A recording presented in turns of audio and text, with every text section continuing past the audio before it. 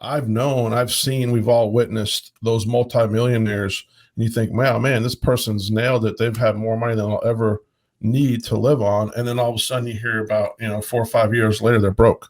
So, you got to have less going out than you do coming in, and just be mindful of that. Super, super important.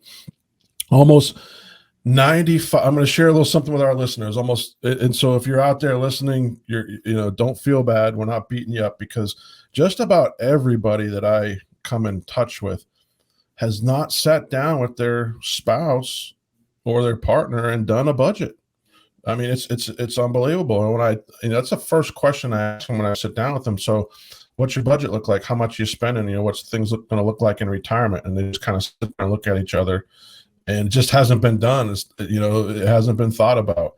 And so that's the first part of the discipline in order to reach your goals 100%. And, I know in our country, we get caught up in that lifestyle, keeping up with the Joneses, and you get this compassionate heart. You want to help your kids out, your adult kids, but at some point you've got to get real, and you've got to cut all that off, and you've really got to focus on how you're going to be able to retire successfully and not run out of money, and reach your retirement goals, and live a stress-free retirement. So we're going to talk a lot about that today.